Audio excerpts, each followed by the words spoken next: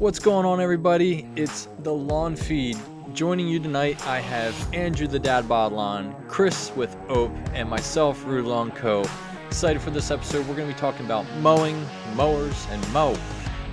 Before we get into it, let's have you guys like, subscribe, and if you're listening in a podcast, thank you so much. Don't forget to go take a look at our website, thelawnfeed.com. We have a podcast, news, and lots of information over there. So if you missed something on our episode, everything is always going to be written up, and we go into a lot more depth on that website with our blog. So make sure you go check it out. So mowers, mowing, and mow. Chris, are you mowing yet?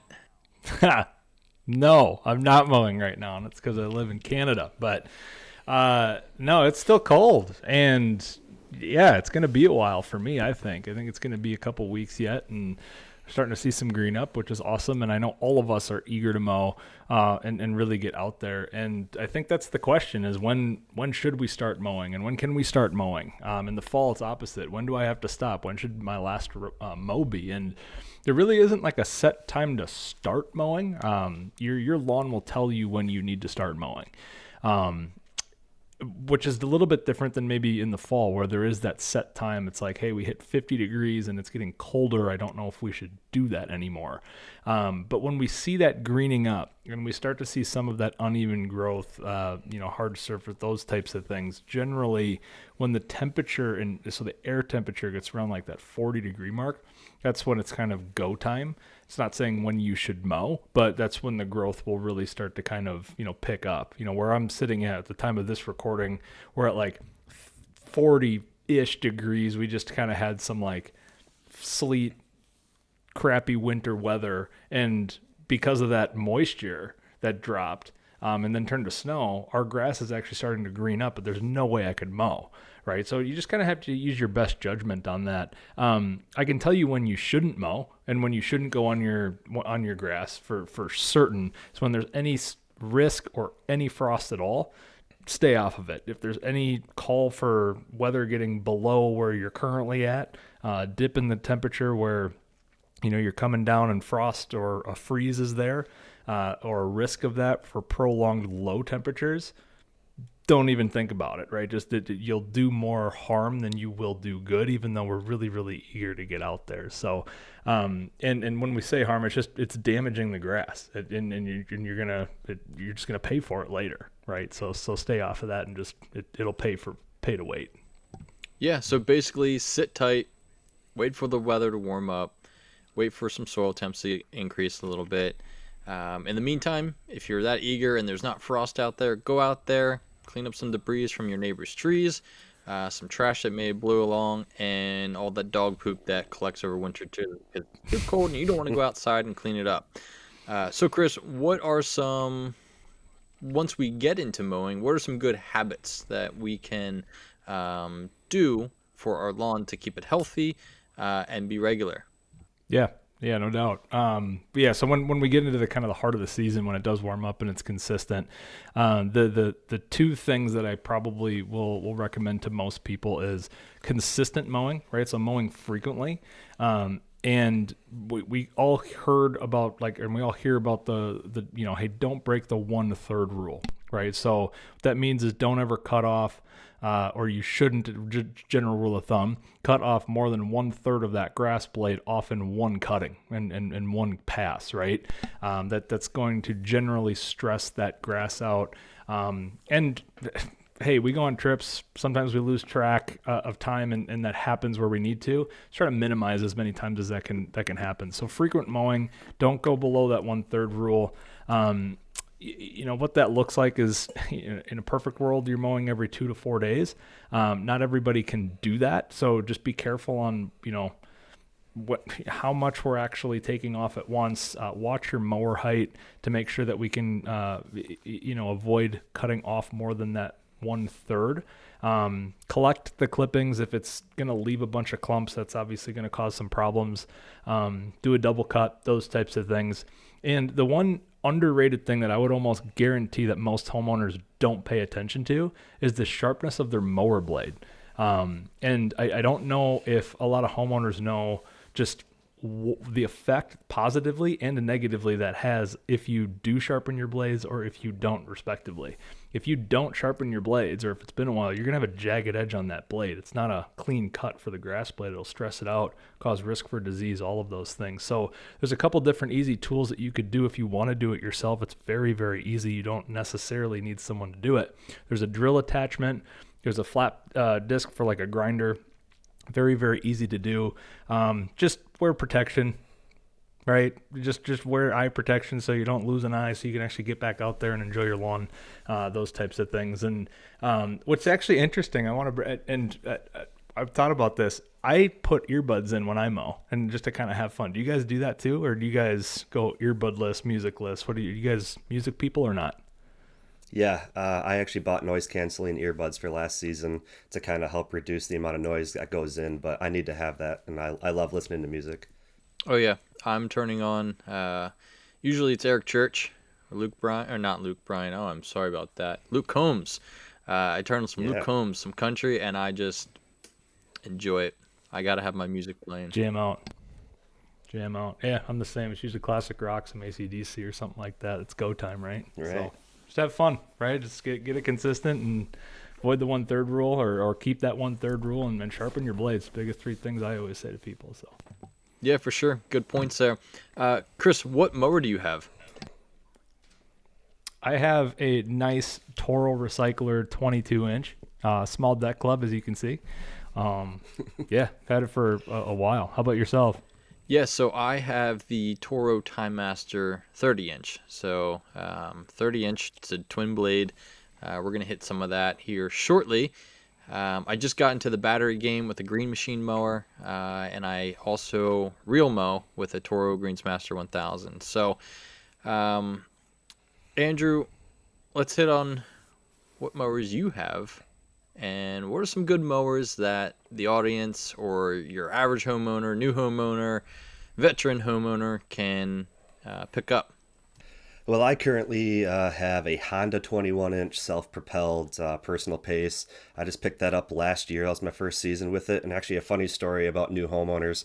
About 7 years ago, my dad got a new lawnmower, and he knew that in a number of years that I was going to become a homeowner. So he took his old lawnmower, stuck it in the shed, and this thing had a separate self-propelled motor, and that broke, and so we took it off to make it lighter. And so my first 3, almost 4 years on 12,000 square feet, I was pushing a old Craftsman lawnmower. Now, some good options for homeowners out there. I'm going to start at the cheapest option, and that's manual reel mowers. If you don't know what a reel mower is, the blade kind of rotates vertically and kind of cuts the grass blade like scissors. A little different than your average rotary mower, which we'll hit on here in a minute. These supply you with a really clean cut and can usually mow from about 1 to 3 inches in height. And you can get them for pretty cheap, or you can get the more expensive ones. Usually about $100 to $300 in that range. Now to your more traditional rotary mowers, which a lot of people are probably used to seeing. These are the mowers that spin parallel to the ground and cut the grass blade. That's why it's important to keep your blades sharp, because it's literally just kind of like tearing off the top if you don't keep that sharp. These are good for properties up to about a half an acre for your average 21 to 22 inch deck size. And it's highly recommended that you get a personal pace option, which makes pushing the mower very easy. Like I just said, my first few years in my house, I was manually pushing this thing, and in the heat of the summer, it's a heck of a workout, and you really get a sweat going. It's quite a workout. Some of the most popular options out there are by Toro, like their Super Recycler. That's about $600 to $800. Honda, like I have, they make a couple models that are 21-inch, I believe, and they range from about $500 to $700. And kind of the new craze, which is happening, there's a ton of companies getting in on this, and that's the battery-powered mowers. Most battery-powered equipment companies have released a lawnmower already. That includes Milwaukee, DeWalt, and Ryobi. They've all come out with the battery options, and now there's some a new one on the market called Green Machine with a new line that Vince said that he's rocking this season. Greenworks and Ego also have them. The Ego is probably one of the most popular ones that you're going to see on social media if you're on there scrolling around. These are equally priced to their gas mowers, and it's a 21-inch rotary, and it's rated for small lawns, about a half acre as well. These use a 56-volt battery, which is interchangeable with most of their equipment. So a lot of these battery-powered lawnmowers, people probably reach for the same battery brand that they have their other equipment, because a lot of these are interchangeable with the other equipment you might have, like a blower, trimmer, that kind of thing. The runtime on the Ego is about 75 minutes per charge, and it takes about an hour to charge per its specs. You can get a striping kit now for some of these battery-powered mowers as well. Big League Lawns has announced that they have striping kits. If you don't know what a striping kit is, it's basically something you attach to the back of your lawnmower. It rolls over the grass blades, lays it down. It gives you that nice checkered pattern or stripe pattern in your lawn, depending on where your sunlight is. Greenworks offers a 25-inch model with dual blades, and it runs about 80 minutes, and that's a 60-volt 4-amp battery, and that's rated for about 2/3 acre. It's going to take you a while if 2/3 of an acre with a 25-inch, but if you want to do it, go for it. Toro also has a battery-powered lawnmower as well. So kind of back to the gas-powered stuff here. The Toro Time Master is a 30-inch deck. That's what Vince says that he likes to use. They can be more expensive, around the $1,400 range. You can probably find them for about $1,200 on sale. And they are pretty common on Facebook Marketplace and Craigslist. If you really are in the market for one and want to find one between $700-800, you can probably find one within 30 minutes of where you live. And these are rated for smaller lawns, about up to an acre. And like I touched on before, for the battery-powered lawnmowers, Big League Lawns announced that they have striping kits. There is also more striping kits out there. There's Lawn Striper is another brand that makes them currently for gas-powered mowers. And then I believe they also make the one that Toro has branded for them as well. So Toro has one with their name on it as well. The list can go on for self-propelled battery-powered mowers, but let's kind of get into some of the bigger ones. I'm talking lawn tractors and zero turns. If you have anything above 1/3 of an acre, you might want to consider something like a lawn tractor. These don't go super fast, but they're going to get anywhere from probably about a 36 to a 48-inch cut with each pass, and it's going to take a lot of that heavy work away from you. You can sit there and you can drink a cold one if you want to, wave to the neighbors, listen to your music, listen to all your country music, right? John Deere is kind of the way to go here. They're a really great brand, so that's highly recommended. If you're going to buy a riding tractor, riding lawnmower, it is probably best not to buy it from a big box store. Go to an actual dealer. If you go to a dealer, you're probably going to be able to get a good deal. You're going to get a good warranty. It's a great place to take your tractor to if you have any kind of issues for repairs. They're good knowledge-based people that work directly with the company. So that is our recommendation. And then zero turns. These are going to be very expensive. Usually start about $3,000 and can go as high as, I don't know, 10,000, crazy high. Some of the most popular brands out there are Toro. They have really good residential zero turns, and then Exmark makes commercial ones. And there's even some battery powered options out there now, like Ego has a battery one, and the list can go on as far as brands. But if you have a really large property above a half acre or so, a zero turn is going to be a great option for you, and you can usually get cuts up to about a 60-inch deck, so you can zip out a property pretty quickly in one of these things, and they are a lot of fun for what I've seen. Fully heard about it, right? Yeah, I want one.